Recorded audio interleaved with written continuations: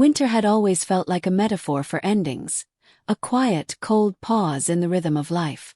But that year, as the frost crept over the earth and the trees stood bare against the pale sky, something began to stir in my son Alex and me, a longing for something we had almost forgotten. I still remember the sparkle in his eyes when he brought it up.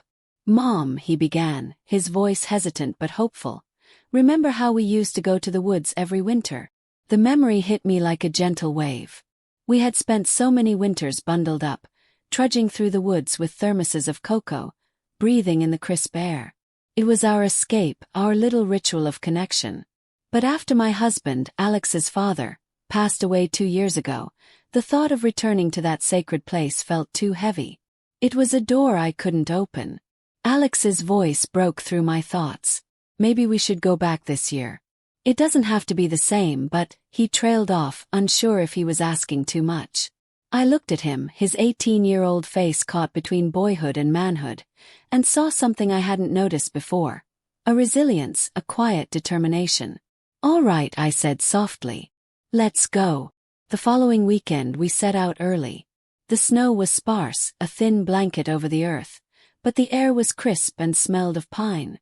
Alex carried a backpack filled with snacks and a blanket, and I brought our old thermos. The woods welcomed us like an old friend.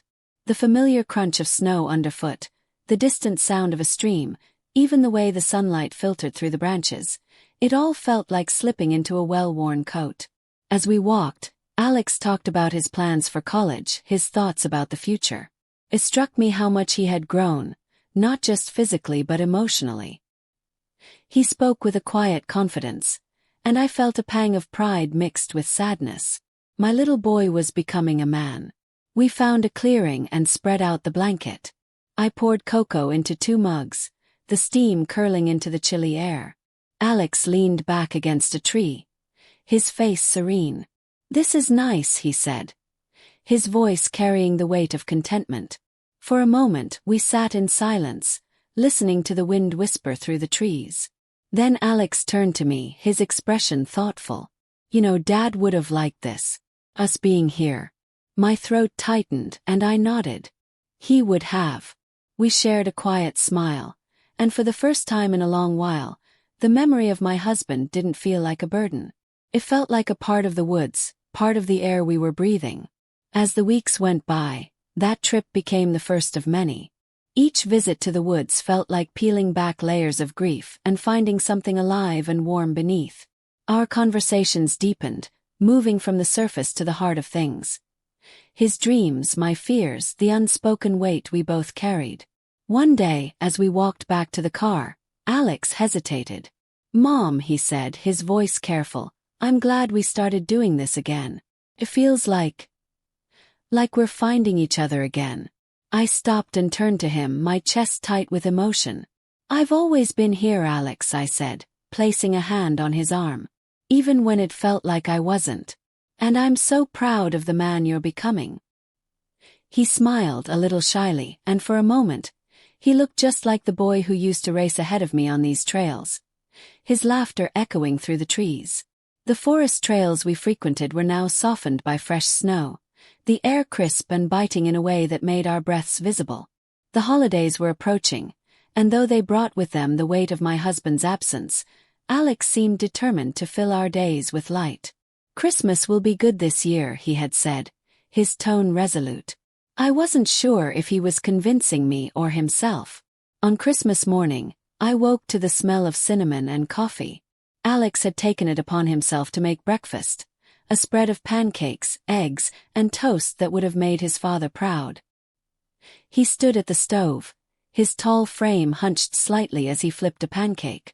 "Merry Christmas, Mom," he greeted, flashing a smile that was both boyish and warm. "Merry Christmas, Alex." I leaned against the counter, watching him work with a mix of amusement and gratitude. "This is quite the feast." He shrugged with mock modesty. "Just trying to earn my spot on Santa's nice list." After breakfast we exchanged gifts. My offerings were modest, some books and a new scarf, but Alex's gift to me took my breath away. He handed me a neatly wrapped box, his expression uncharacteristically shy. Open it, he urged, his voice tinged with excitement. Inside were 2 thick, plush blankets, the kind that invited you to wrap yourself up and stay warm for hours. They were deep green, the color of pine trees, with a soft, velvety texture. For our forest trips, he explained, his tone casual but his eyes watching my reaction intently. Thought it might make things cozier. I ran my fingers over the fabric, overwhelmed by the thoughtfulness of the gesture. Alex, this is perfect. Thank you. He grinned, clearly pleased with himself. Well, I figured if you're going to drag me out there in freezing weather, the least I can do is make sure we don't turn into popsicles. Drag you? I teased, raising an eyebrow. I seem to recall this tradition was your idea. He laughed, a warm, rich sound that filled the room. Fine, I'll admit it. I like it out there. But don't let it go to your head. The blankets quickly became a staple of our outings. Draped around our shoulders, we'd sit in our favorite clearing, sipping hot cocoa and talking about everything and nothing. Alex's teasing grew more frequent, his playful jabs laced with a warmth that made my heart ache in the best way. One afternoon, as we huddled under the blankets, he nudged me with his elbow. You know, Mom, you've got this whole outdoorsy vibe going now. Very rugged and adventurous. I rolled my eyes, chuckling. Rugged? Is that your way of saying I need to put on more makeup? Not at all, he replied, his grin turning mischievous. I'm saying you're looking pretty good for someone roughing it in the woods. I felt a blush creep up my cheeks. That's sweet, Alex. I think. It's a compliment, he insisted, his tone mock serious. Don't overthink it. As the days went on, his compliments became a regular occurrence, always delivered with a playful edge. That coat really brings out your eyes, he'd say, or you've got this whole snow queen thing going on today. At first, I brushed them off as part of his newfound humor. But there was a sincerity in his words that lingered, making me wonder if he was seeing me in a way I hadn't expected. It was both endearing and disarming, and I found myself looking forward to our trips more than ever. One particularly cold evening, as we made our way back to the car, Alex draped his blanket over my shoulders, adding it to my own. You need it more than I do, he said, his tone light but his gesture undeniably caring. I smiled, touched by his thoughtfulness. What about you? Aren't you cold? I shrugged. I'm tough. Besides, you're the one I'm worried about. There it was again, that warmth, that quiet devotion that made me feel like the most important person in his world. Christmas had come and gone, but the spirit of it lingered in the bond we were building. The forest trips became more than a tradition. They became a sanctuary, a place where we could shed the weight of the outside world and simply be ourselves. And with each passing day, I felt the walls around my heart softening, the grief of the past giving way to the quiet joy of the present. Alex's presence was a balm I hadn't known I needed. He wasn't just my son. He was my anchor, my companion, the person who reminded me that even in the depths of winter, warmth could be found. And as the snow continued to fall, blanketing the world in white, I realized that this winter, this life was ours to share, one moment at a time. When Alex mentioned my birthday 2 days before the date, I hadn't expected much. I thought maybe a small dinner at home, or another cozy outing in our familiar woods. But he had something much bigger planned. I have an idea, he said, leaning against the kitchen counter with a mischievous glint in his eyes. I want to take you somewhere special for your birthday. I raised an eyebrow. Special? What does that mean? It means, he replied, drawing out the words, you just need to get dressed and leave the rest to me. That was all he'd tell me. His secrecy made me laugh but also piqued my curiosity. The morning of my birthday, Alex was up early, bustling around the house like a man on a mission. When I came downstairs, he was loading a portable grill into the car, along with a cooler and several bags from the store. You're serious about this, I said, watching him with a smile. Of course I'm serious. He straightened up, brushing snow from his jacket. It's your birthday. You deserve the best. I couldn't argue with that. I went upstairs to get ready, and when I came back down, he gave me a once-over, his gaze lingering just a little longer than usual. "You look perfect," he said simply. His words accompanied by a soft, almost shy smile. The drive to the new forest took us nearly an hour, winding through snow-covered roads that sparkled in the weak winter sun. When we arrived, I was struck by the beauty of the place. It was different from our usual woods. Denser, quieter, with towering evergreens and a small frozen lake at the center. "Wow," I whispered as we stepped out of the car. The air was crisp, the silence broken only by the occasional rustle of branches in the breeze. "Told you it was special," Alex said, his grin wide. He unpacked the car quickly, setting up the grill and arranging the food on a nearby picnic table that he dusted clean of snow. He had thought of everything: steaks, vegetables, fresh bread, and even a small bottle of wine. The scene was idyllic, like something out of a winter postcard. As the grill sizzled, we wrapped ourselves in blankets and watched the sun sink lower in the sky, casting golden light over the snowy landscape. Alex poured us each a glass of wine and raised his in a toast. "To you," he said, his voice warm and earnest. "To the most amazing woman I know." I felt my cheeks flush, both from the wine and his words. "You're too sweet, Alex." "It's the truth," he said, his gaze steady. "You deserve to feel special every day, but especially today." We spent the afternoon talking, laughing, and savoring the meal he had prepared. It was one of the best birthdays I could remember, not because of the food or the setting but because of how Alex made me feel. He had put so much thought into the day, so much care, and I felt truly loved. As the evening crept in, the forest took on a new kind of beauty. The sky turned shades of deep blue and purple, and the air grew colder. We started to pack up, reluctant to leave but knowing it was time. But when Alex turned the key in the ignition, the car refused to start. "No, no, no," he muttered, trying again. The engine sputtered, then fell silent. "What's wrong?" I asked, already knowing the answer. "I think the battery's dead," he said grimly. "And of course there's no signal out here." We exchanged a look, the weight of the situation sinking in. It was too cold to walk back, and with no way to call for help, we had no choice but to stay put for the night. "Well," I said, forcing a smile, "at least we're prepared." Alex laughed softly, though I could see the tension in his shoulders. "Guess my grand plan has a few kinks." "It's fine," I assured him. "We'll make it work. This isn't the worst place to be stranded." We gathered what we could from the car, the blankets, leftover food, and the wine, and set up near the still warm grill. The forest was eerily quiet, the only light coming from the small fire Alex managed to start with some dry branches. As we huddled together under the blankets, the situation felt less dire and more intimate. The cold drove us closer. His arm wrapped firmly around my shoulders. "Not exactly the birthday I had planned for you," he said after a while, his voice low.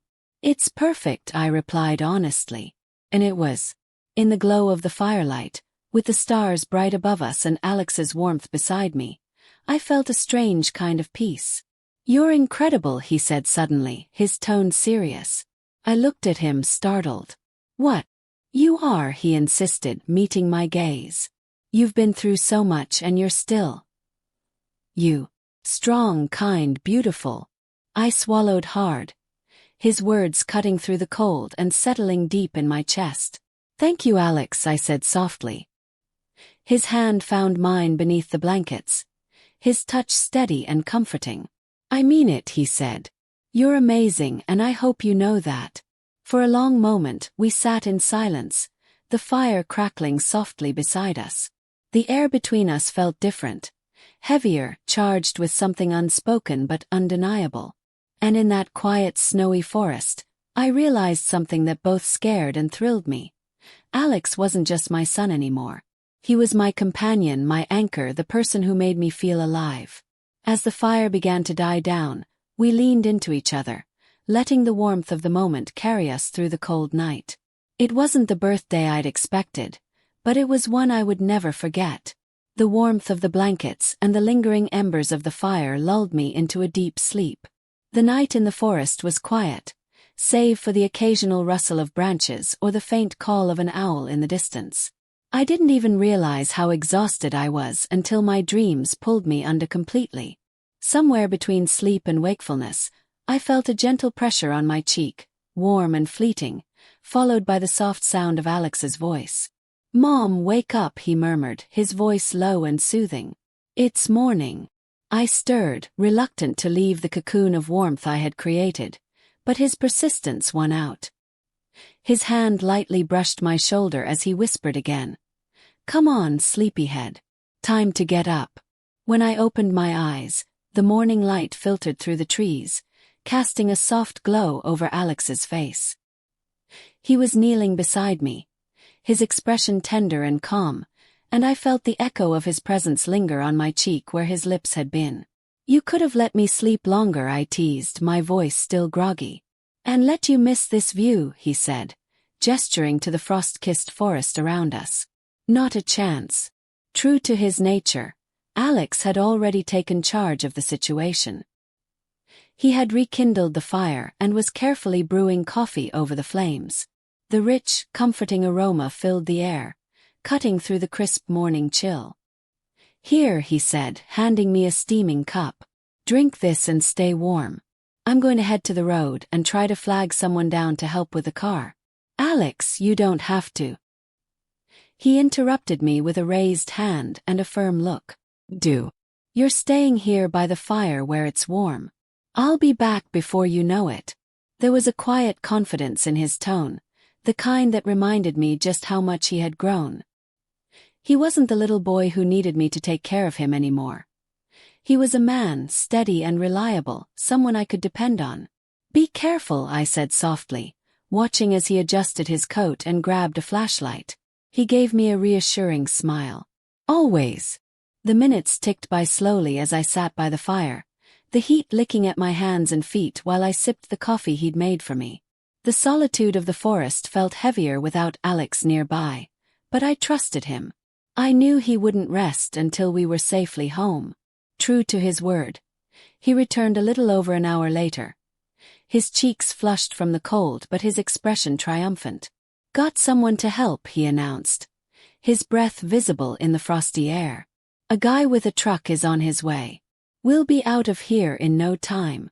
And just like that, Alex set about getting everything packed up and ready. The truck arrived shortly after, and with some effort, they managed to jumpstart our car. "Thank you," I said to the driver, grateful beyond words. "Anytime," he replied with a wave before driving off, leaving Alex and me to follow behind in our now functional car. The drive home was quiet, the morning sun rising higher as we wound our way back to familiar roads. Alex glanced at me occasionally, his expression thoughtful.